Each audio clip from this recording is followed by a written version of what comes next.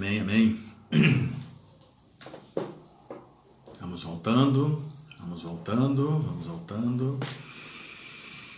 Elionai, Moisés, Altano, Jardane, minha mãe está conosco agora, Deus abençoe. Alexandre também já voltou. França, meu irmão, Deus te abençoe. Santana de Ipanema com a gente. Tati, Rosângela, Rita. Vamos voltando todo. Tome uma aguinha aí, tome um café, Celina. Tome uma água, tome um café para despertar. Diaconisa Edna, aleluia.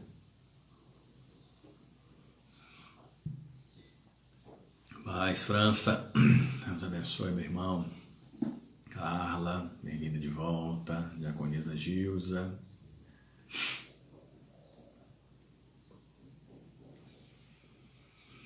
Diácono Jorge. Vamos voltando.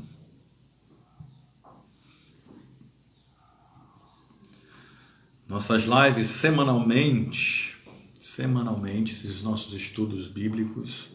Edilson, Marilene, Flori, Diaconisa Marli, Rosana, Edilene, seja bem-vinda, minha diaconisa, Deus abençoe. Noé Muniz, Diana, vamos voltando. Essas nossas lives, esses estudos bíblicos de domingo pela manhã, são as únicas lives que estamos fazendo ainda, irmã Damares. Tem alcançado cerca de 320, 350 pessoas. Chegamos a 400 pessoas no sentido de alcance ao longo da semana. Pessoas que assistem no dia, na hora, ao vivo, por assim dizer, e aqueles que vão assistindo ao longo da semana. Já alcançamos, não me lembro exatamente em qual live foi, mas alcançamos cerca de 400 pessoas em uma live. Mas a média tem sido isso. Semanalmente, a média tem sido isso. 300, 320 pessoas que assistem. Seja no dia ou ao longo daquela semana que a live está lá no IGTV agora, né? Agora posta no IGTV. E não mais nos stories, porque some 24 horas. Agora fica no IGTV do Instagram por tempo indefinido. E Paulo baixa isso no OneDrive e a gente compartilha no canal do YouTube da igreja também. Lá fica por tempo indefinido. Então, temos alcançado centenas de pessoas e glória a Deus por isso. E elas estejam sendo abençoadas no nome de Jesus. A Rita escreveu aí, estou com a garrafa em frente, a garrafa de café, lembrando o cafezinho da igreja. Eu acho que já pode, Rita, já pode fazer um cafezinho no final do culto, cada um pega o seu cafezinho e toma e sai, para a gente também isso começar a trazer a normalidade. Ainda comida, suco, lanche, essas coisas não. Mas o cafezinho, Rita, já está autorizado a fazer nos cultos e termina o culto, cada um pega seu cafezinho e a gente segue cada um para sua casa. Amém? Então, Deus abençoe a todos mais uma vez, no nome de Jesus. Então, vamos voltando à nossa própria realidade de igreja, nossa própria realidade de cristãos. Como cristãos, como estamos nos relacionando com a sociedade atual, politicamente, economicamente, socialmente, espiritualmente, pegando esses 4 aspectos do cristão na sociedade atual. Primeiro aspecto político, segundo econômico, terceiro social, quarto espiritual. Escreve aí, Alexandra, por favor. 1, 2, 3, 4. O cristão e a sociedade atual nesses 4 aspectos. Política, economia, a sociedade em si, o meio político, meio econômico, social e espiritual. E aí não há uma ordem de importância. Não há uma ordem de importância, mas sim de estudo. Cláudia, Rafael, Rai, estão de volta, estão voltando todos. Então, nesse aspecto, como cristão na sociedade atual, como temos vivido em relação ao ambiente político? Porque para muitos a igreja se tornou uma ferramenta política. um poder político, a ponto de abuso de poder religioso ser crime eleitoral hoje. Olha só que absurdo. A igreja se envolveu tanto com a política que agora surge a figura penal eleitoral do abuso de poder político. Então, como cristão, como a igreja na sociedade atual tem se envolvido politicamente, Paulo, Marilene, como tem se envolvido, a ponto da igreja ter se tornado uma força, um poder político muito forte, atribui até a eleição do nosso atual presidente à igreja. Atribui a eleição do presidente do Brasil à igreja, principalmente à igreja evangélica. A igreja se tornou uma força política, um poder político muito forte. A ponto, repito, de abuso de poder, não mais econômico, vamos falar daquilo, abuso de poder religioso se tornou uma figura penal eleitoral em vigência. Mas o que é isso? É o pastor de uma igreja, o líder de uma denominação, obrigar o rebanho que ele pastoreia a votar em determinado candidato ou em determinadas pessoas. É como, vamos falar só aqui de Ilhéus, como o presidente de uma grande denominação aqui dizer nosso candidato é fulano de tal, ou então nossa candidata é fulana de tal, e todo mundo tem que votar nessa pessoa, que se descobrir que não votou vai ser expulso da igreja. A igreja não existe para isso. A igreja se tornou uma grande força política, mas a igreja não existe para isso. E como temos nos relacionado com essa questão, com esse fator político? É uma questão. Como temos nos relacionado nessa sociedade atual com as questões econômicas? E aí as questões econômicas envolvem questões tributárias, questões legais, uma infinidade de coisas. O que difere um ímpio sonegador de impostos de um cristão sonegador de impostos? Porque aí o ser cristão é só um adjetivo. Porque no final das contas são todos iguais. Ao final das contas, todos se igualam nesse sentido. Eu conversava há alguns anos atrás com o dono de uma papelaria.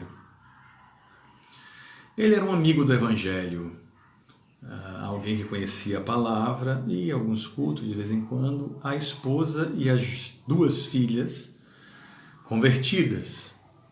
E eles tinham uma papelaria. E uma vez eu perguntei para ele: fulano, tudo aqui que vocês vendem, vocês emitem cupom fiscal? Porque aquilo me chamava a atenção. Toda vez que eu ia lá, a pessoa comprava uma caneta. A pessoa até dizia assim: não precisa emitir a nota não. Eles emitiam cupom fiscal, ainda que deixasse no balcão ou num prego daquele. Tem aqueles pregos assim de restaurante, né, para o pessoal de comanda, de cozinha, sei que outro. Se o cliente não queria, eles imprimiam e botava ali. Eu perguntei para ele, né, fulano, tudo aqui que vocês vendem, vocês emitem o cupom fiscal?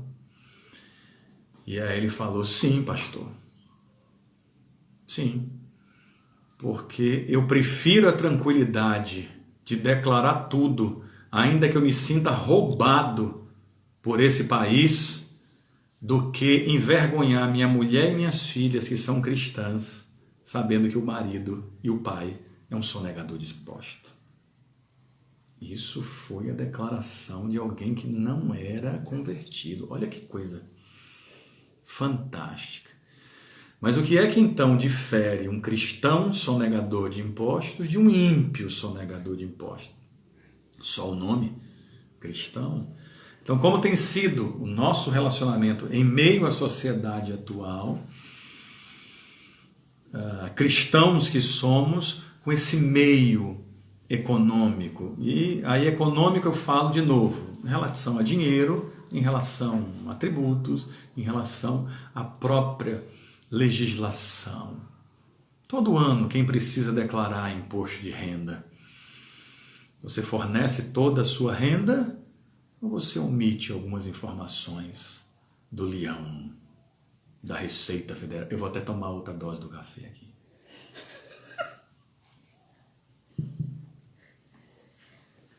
Não quero com isso dizer que eu seja melhor do que qualquer pessoa, mas todo ano, quando eu vou fazer a declaração de imposto de renda, eu brigo com o meu contador. Todo ano eu brigo com o meu contador.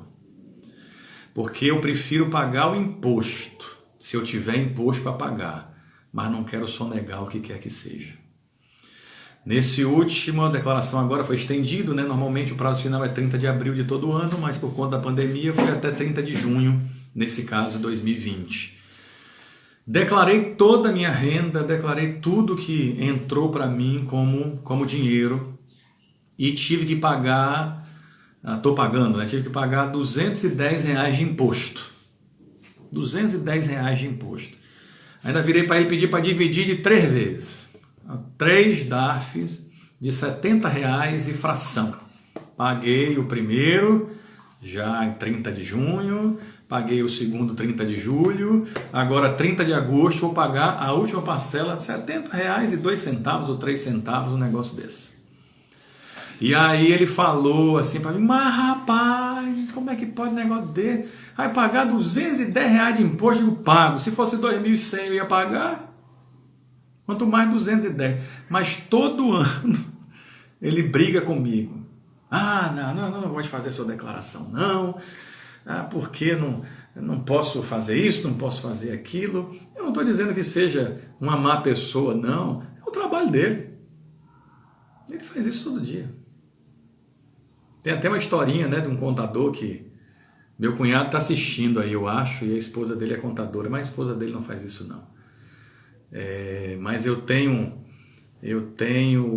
uma historinha de um contador que foi trabalhar numa empresa e aí, sabendo que o outro tinha sido demitido, o cara quis mostrar serviço, né?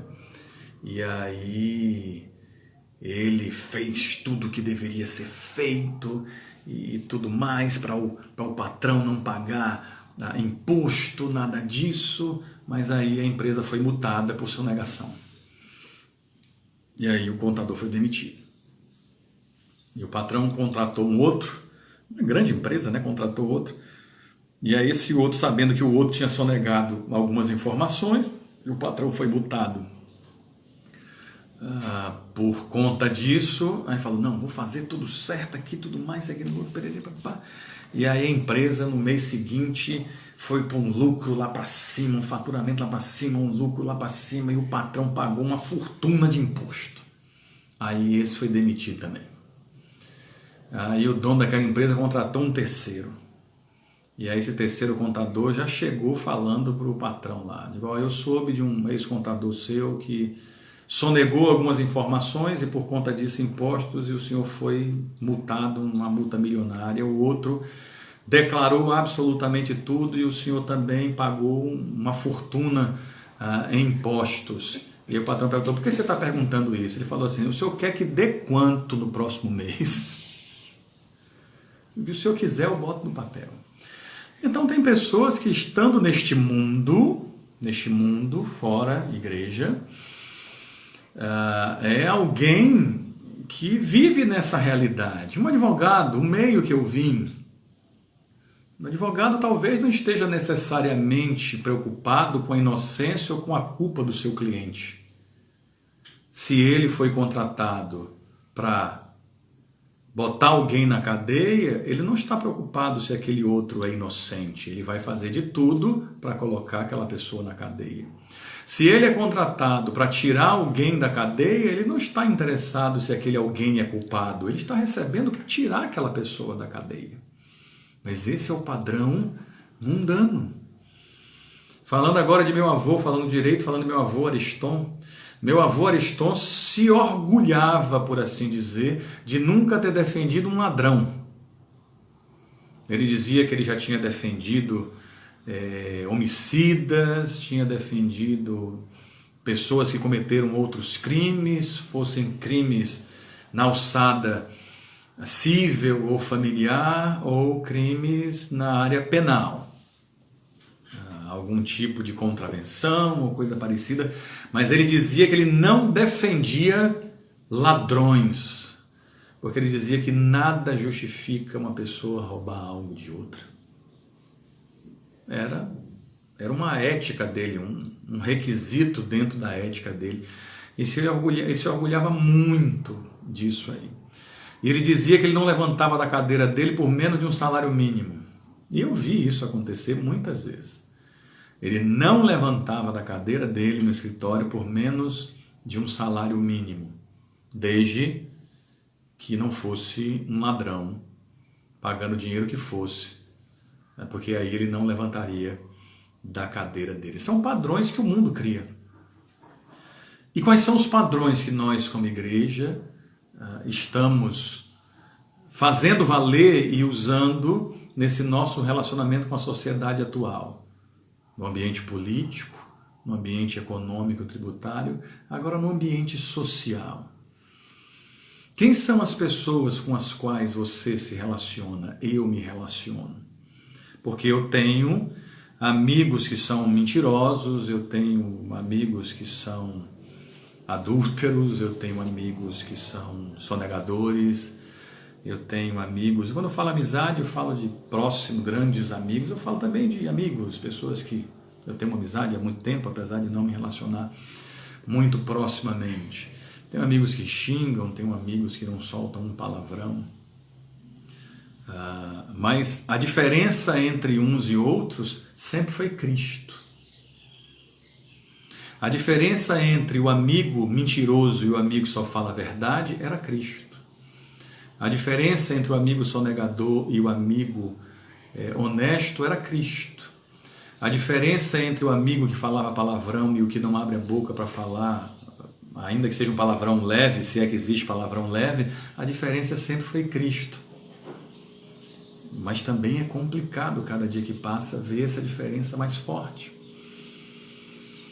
Porque estamos numa sociedade perdida, caída, destruída, destroçada, em que os padrões de ética e moralidade somem a cada dia. E é cada coisa que a gente ouve que a alma parece que vira cambalhota assim dentro do corpo. Como quem diz assim, não, isso não é possível. Isso não é possível. A gente lembra que no mundo, sim, tudo isso é possível. Mas a gente fica estarrecido quando a gente começa a ver isso, não no mundo, mas em um meio onde a ética, a moral e o padrão Cristo deveria permanecer, que é o corpo. Com quem temos nos relacionado? Com quem temos nos associado? Com quem temos dividido nossa vida? Com quem temos dividido os nossos segredos até, os nossos corações? Como tem sido cristão na sociedade atual, nesse aspecto social? E agora eu deixei para o final, não porque é o menos importante, não, é o mais importante. Por ser mais importante, deixei para o final. É igual a ponta da pizza, né? E eu não sei você, mas eu começo a comer a pizza pela borda, até chegar naquele triângulozinho final, o primeiro da fatia, que é o melhor, né? O meio da pizza, é o miolo da pizza, ainda aqui em pequenos pedaços. Então deixei o melhor para o final. Como está espiritualmente o cristão em meio à sociedade atual? Quando você chega num restaurante, quando eu chego no restaurante, quando nós chegamos no restaurante, e aquilo que nós mesmos servindo ou nos é servido, você para orar ou não? Porque tem gente que já não faz mais isso. Não vão falar o que de mim, vão pensar o que de mim. Quarta-feira passada foi aniversário de Mateus. Aí toda vez que é aniversário dele, a gente sai para almoçar. E a gente parou para almoçar num determinado lugar. E ele é apaixonado por churrasco. E eu também. Aí a gente parou, todo mundo estava na mesa de volta. Todo mundo, minha mãe, minha esposa, meu filho e eu. É todo mundo que estava naquele dia. E aí eu fui orar. Quando eu fui orar, estava orando, eu vi o garçom falar assim, picanha ao alho. E aí chegou a bater, a carne falou alto, né? Mas a oração tinha que continuar. Mesmo que fosse.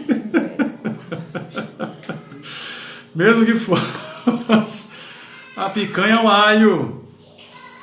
Mas eu estava ali orando, nada nem ninguém podia interromper aquele meu momento em família, aquele meu momento com Cristo. Eram os 4 fisicamente, mas o Espírito Santo estava ali representando a Trindade e recebendo a nossa oração e o nosso agradecimento por aquela comida que estava sendo nos servida. E como é o cristão espiritualmente em meio a essa sociedade atual. Gente, que oportunidade fantástica você ser convidado para tomar um café na casa de um amigo, de um parente, almoçar, e lá você virar para o dono da casa, para a dona da casa e dizer assim, você deixa eu orar? Você deixa eu orar? Agradecendo a Deus por essa fartura, a sua mesa, que eu posso aproveitar hoje também. Você deixa eu orar, pedindo a bênção de Deus sobre a sua família, sobre a sua casa. Essa é uma oportunidade fantástica. Essa é uma oportunidade fantástica. E às vezes a gente não faz por timidez. E a pessoa fica até triste, não fala. Mas fica até triste. Já aconteceu comigo. De não orar porque a pessoa da casa não era cristão, e da pessoa mesmo pedir para eu fazer uma oração. Aí eu passei a vergonha, que era para eu ter dito, assim, deixa eu orar. A pessoa falou, não, pastor, ora aqui. Então a atitude deveria ter sido minha, mas foi da pessoa. Então a maneira que o Espírito Santo também tem de dizer assim para a gente, ó, tá vendo? Vacilou o sujeito. Então espiritualmente, como temos nos envolvido nessa sociedade em que nós estamos. Dei um exemplo aqui de restaurante, do que quer que seja. Se eu chego para fazer um lanche numa lanchonete que seja, eu oro por aquilo ali. Eu apresento aquilo a Deus, o lugar, os funcionários.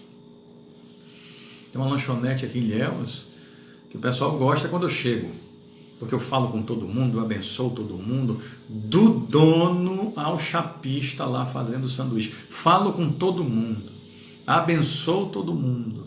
Até que eu comecei a descobrir que muitos eram crentes, muitos eram cristãos. Em quantos lugares a gente entra e sai e não sabe nem quem é convertido, quem não é? E não sabe por quê? Porque a gente não pergunta, que a gente não se relaciona espiritual e socialmente com essas pessoas. Gente, outra coisa que é função da liderança e como líder de igreja, eu tenho que falar isso agora. A igreja está neste mundo não para fazer diferença na política. A igreja está nesse mundo não para fazer diferença na economia. A igreja está nesse mundo não para fazer diferença tão somente pelo aspecto social. Mas a igreja está neste mundo para fazer a diferença espiritualmente falando. E isso vai afetar o social, vai afetar o econômico e vai afetar a questão política. A igreja é um instrumento espiritual nesse mundo. E nós somos a igreja do Senhor. Amém. Você pode dizer amém aí, ou escrever amém aí. O cristão é o representante como igreja de Cristo nessa terra, para fazer a diferença espiritualmente falando, para que depois então isso se torne uma diferença social, uma diferença econômica, uma diferença política, se for o caso. Aí de novo, politicamente, a igreja vai ser um diferencial de novo nas eleições municipais que se aproximam. E daí? Se a igreja não for um diferencial espiritual. A igreja movimenta bilhões, seja em dízimos, seja em oferta, seja em venda de livros, seja em venda de bíblias, seja em venda de revistas, seja em venda de bonés, de camisetas, de adesivos, de chaveiros. A igreja movimenta bilhões nesse nosso país, dezenas de bilhões. Quando se trata de dízimo e de oferta, não há tributação, mas cada Bíblia que é vendida por uma editora gospel, uma editora evangélica, há recolhimento de impostos. Cada funcionário que uma igreja tem, ou uma associação religiosa tem, ou uma livraria evangélica tem, ou uma editora tem, uma gravadora tem, há recolhimento de INSS, há recolhimento de PIS/COFINS, há recolhimento de FGTS, há recolhimento de imposto de renda retido na fonte, uma infinidade de coisas. Então a igreja movimenta em grande parte o PIB desse nosso país. Mas e daí? A igreja é uma ferramenta social valorosa. A igreja mantém escolas no Brasil, a igreja mantém faculdades, a igreja mantém hospitais. Nós temos um grande hospital evangélico, se não me engano, no Rio de Janeiro, mantido pela igreja presbiteriana, se não me falha a memória. Como o Hospital John Hopkins, no Texas, nos Estados Unidos, é mantido pela igreja presbiteriana. O maior centro de diagnóstico de doença do mundo é mantido pela igreja presbiteriana nos Estados Unidos. E glória a Deus por isso. A igreja distribui cestas básicas, a igreja distribui quentinha, a igreja socorre o necessitado, a igreja compra remédios, a igreja abençoa pessoas, a igreja é uma força social poderosa. Agências missionárias, uma série de coisas. Mas e daí? Se isso não nascer do Espírito Santo, se não nascer do espiritual, a igreja é uma força espiritual, ou deve ser uma força espiritual muito maior do que qualquer aspecto social, econômico ou político. Mas hoje os políticos estão nos púlpitos, como se isso fosse importante. E eis que vos digo a verdade, não é. A igreja está cheia de pessoas bajuladas pelo prolabore, pelo salário que recebem. E eis que vos digo outra verdade, isso não é importante. A igreja é bajulada por justamente toda a força social que ela pode ter. E eis que vos digo outra verdade, isso também não é importante. Não é. A igreja dos Estados Unidos podia erradicar com a fome no mundo. Segundo a ONU, e eu vou encerrar por aqui, para não lhe cansar muito, e talvez você tenha alguma dúvida, alguma afirmação, colocação para fazer. Segundo relatos da ONU, com algo em torno de 60 bilhões de dólares por ano, 60 bilhões de dólares por ano, se erradicaria a fome na África em 10 anos. 60 bilhões de dólares, cerca de 320 bilhões de reais, voltado para a alimentação, erradicaria a fome na África em 10 anos. A igreja evangélica, a igreja protestante dos Estados Unidos, e os Estados Unidos são o maior país protestante do mundo. A igreja protestante dos Estados Unidos movimenta por ano 300 bilhões de dólares. A igreja evangélica nos Estados Unidos poderia, se quisesse, erradicar a fome da África em 10 anos. É uma força econômica? É. É uma força social? É. É uma força política? E tanto. Mas não há espírito aí. E como não há espírito, por isso não fazem. Porque se eles entendessem essa realidade, eu acho que já teriam feito. Eu acho que já teriam feito. Então, quando falta o espiritual, o social, o econômico e o político, vão embora. Porque quando falta o espiritual, a igreja perdeu a essência. Então, como você e eu, cristãos, como nós, igreja, temos nos relacionado nessa sociedade atual? Temos lembrado que somos cristãos? Temos lembrado que existem coisas e pessoas que não há o que fazer em matéria de relacionamento se não orar? Temos lembrado que existem pessoas e situações, sim, que são uma escolha nossa temos lembrado e feito alguma coisa para mudar essa realidade? Porque se a nossa resposta é sim, então, como cristãos, estamos caminhando bem na sociedade atual. Agora, se a resposta for não ou talvez para qualquer um desses 4 aspectos, estamos caminhando mal em meio à sociedade atual. E como eu queria que tudo isso estivesse sendo escrito aí. Tudo isso estivesse sendo gravado aí. Vai estar, de certa forma, gravado. E vai alcançar tantas outras pessoas para a glória de Deus. Para que então, como cristãos e igreja, possamos fazer a diferença verdadeiramente na vida da sociedade e das pessoas como um todo. Lembrando que a essência está no espiritual. Não adiantava a igreja de Corinto ser grande, rica, poderosa e cheia de dons. Estava mergulhada na imoralidade, na avareza, idolatria, calúnia, alcoolismo e roubos. Não adiantava de nada. Não adiantava sua grandeza, seu poder, sua influência, seu dinheiro. A igreja em Corinto acabou com a fome em Jerusalém, em determinada época da história bíblica.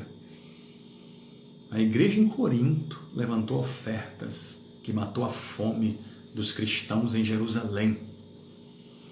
Mas era uma igreja imoral, avarenta, idólatra, caluniadora, alcoólatra e ladra. Então, apesar de todo o seu poder, ela estava mal na sociedade na qual e na época na qual ela estava inserida. Nós podemos mudar isso.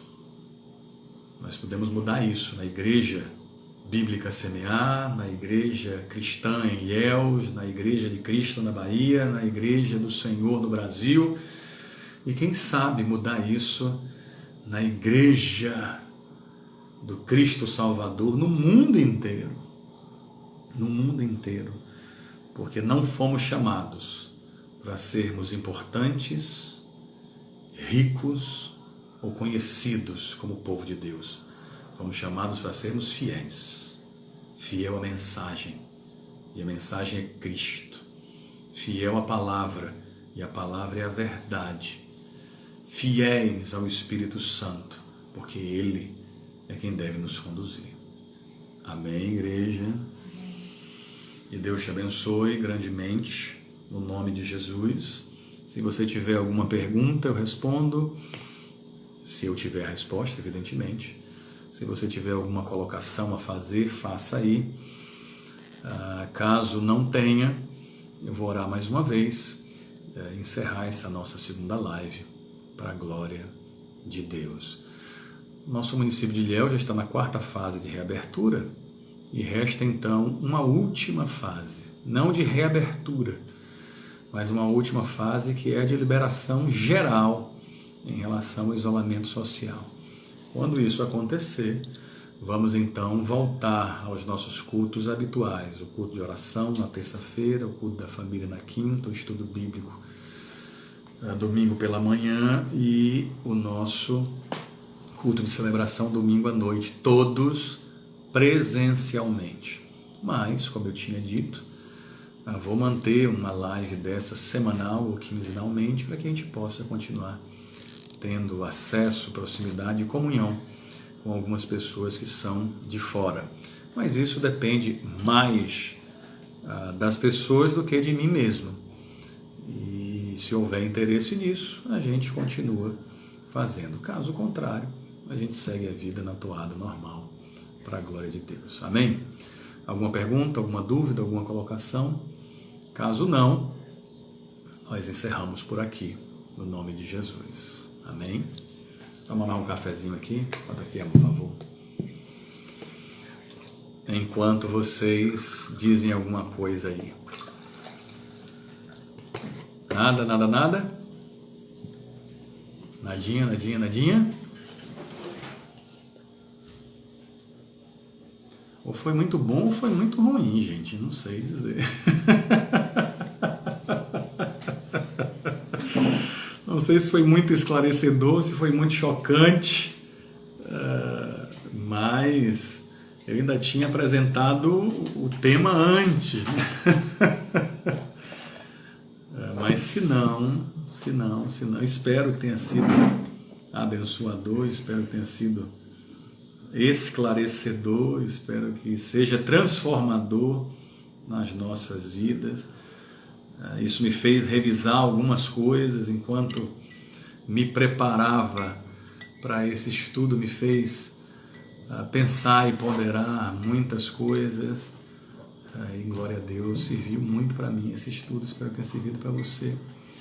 Cláudia escreveu: só que eu quero que a escola bíblica continue online. Vai continuar online, Cláudia, por um tempo ainda vai continuar online. Talvez com a liberação dos cultos presenciais é que a gente volte à escola bíblica também presencial.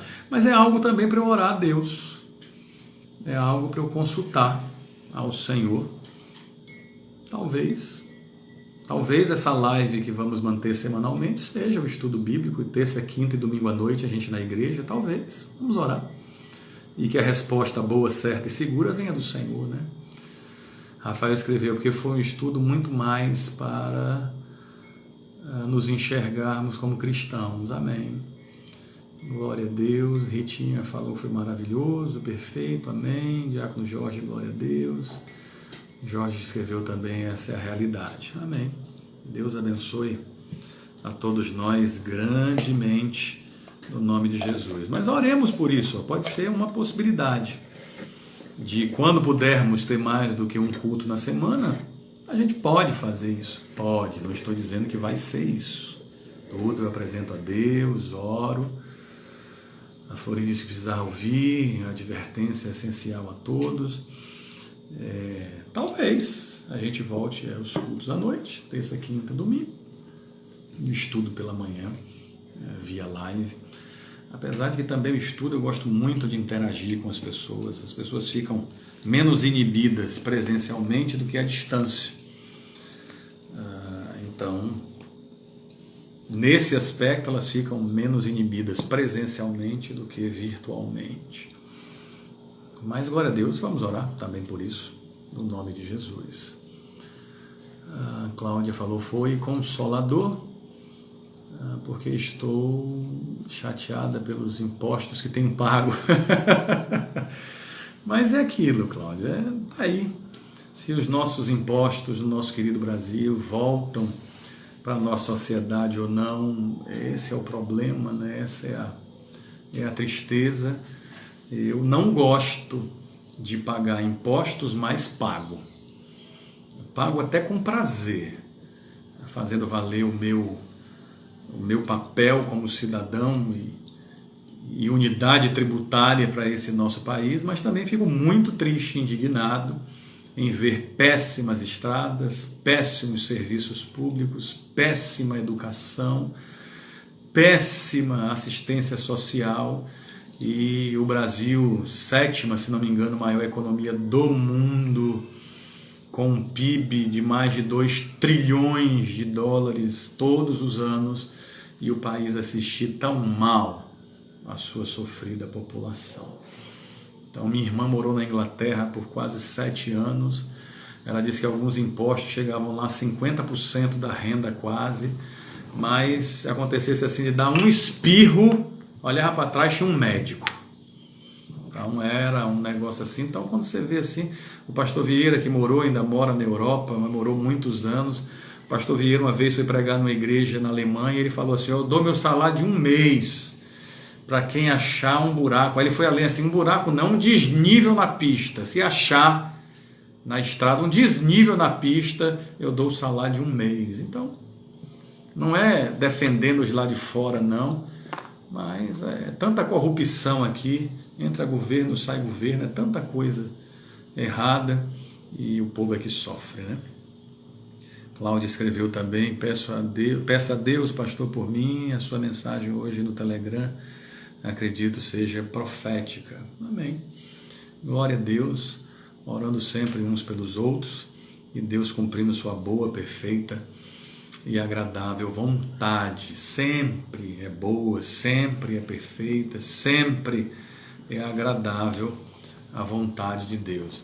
Pensei até que fosse ter mais interações, né? Já que falamos de política, já que falamos de economia, já que falamos de sociedade, eu pensei que fosse ter mais. Eu pensei até que alguns debates fossem até ficar acalorados, mas não teve nem isso, né? Rafael escreveu: não foi diferente para mim também. Cláudia: eu pago todo mês certinho e não vemos nenhum benefício. É verdade. Com o Rafael já conversamos até sobre isso. E Rafael é um empreendedor, um comerciante sério e honesto e paga os seus impostos realmente, como muitos também fazem. E não vemos muitos retornos, né, para isso. Eu moro num prédio que na frente é uma avenida conhecida e famosa aqui em Ilhéus, mas para a gente entrar na garagem a gente passa por uma rua de terra esburacada. E nesse período que está chovendo muito em Ilhéus aqui, um lameiro só. Aí no fundo do prédio onde tem as garagens, do lado tem um lava-jato, praticamente do lado tem um lava-jato. Mas se eu botar o carro para lavar, sair do lava-jato e entrar na minha garagem, o carro entra todo sujo por baixo de novo. Na frente, uma avenida famosa. No fundo, uma rua de terra.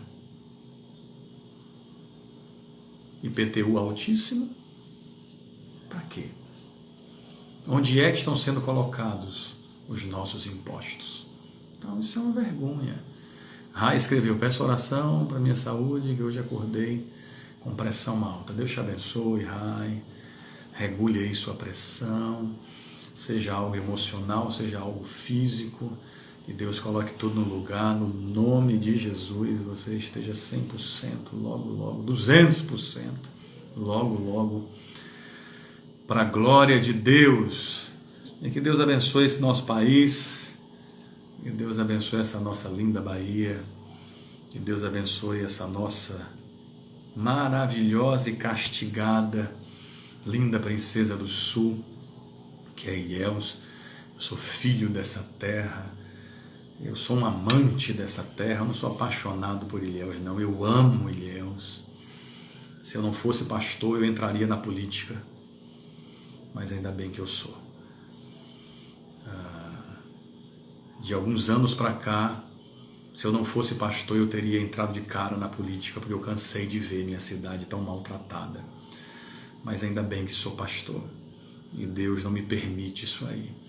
Mas tenho orado para que homens e mulheres de valor, homens e mulheres com Deus no coração, com temor de Deus, e que amem essa terra também, como eu e outras tantas pessoas, que façam de Ilhéus um lugar melhor para seu povo, para seus cidadãos e para outras tantas pessoas que, nascendo em outros lugares do Brasil ou até fora, resolveram fazer de Ilhéus sua terra, fazer de Ilhéus sua cidade.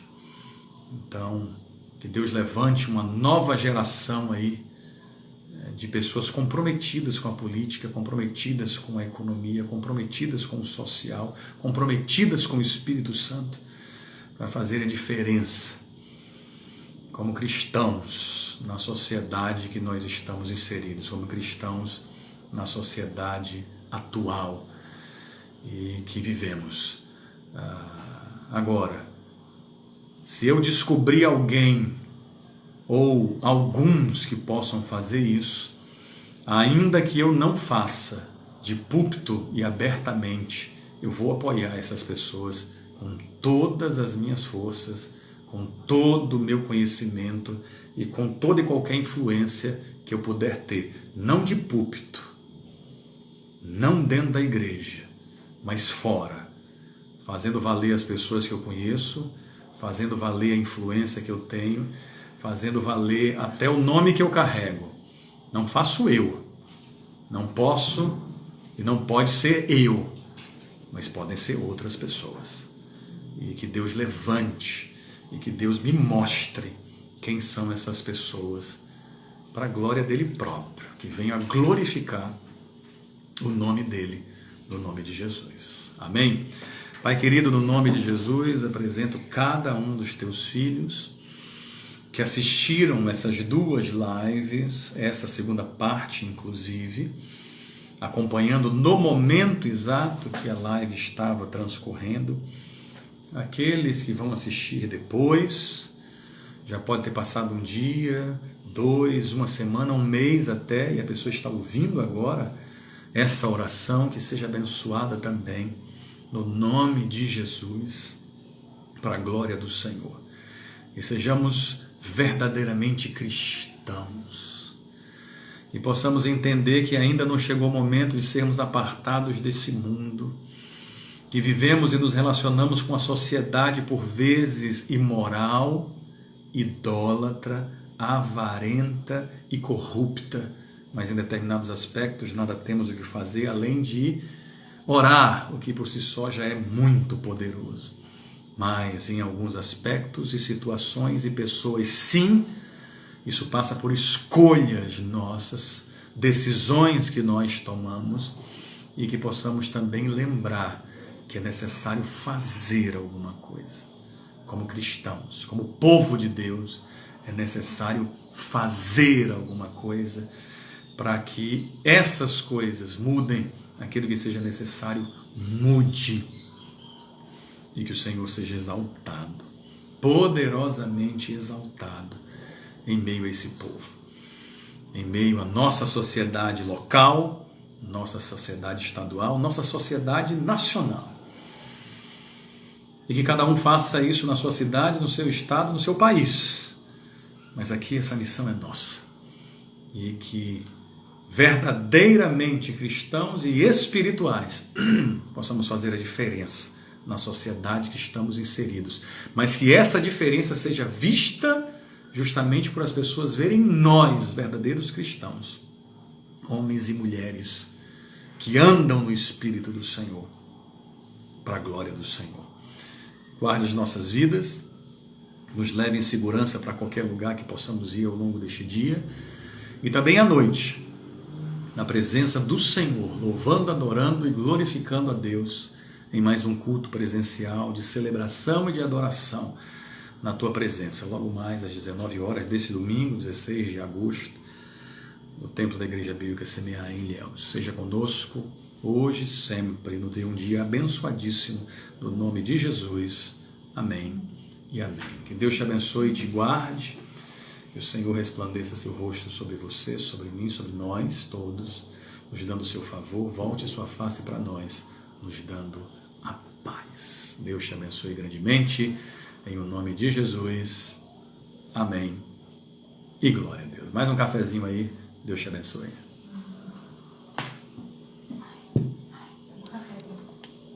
Não.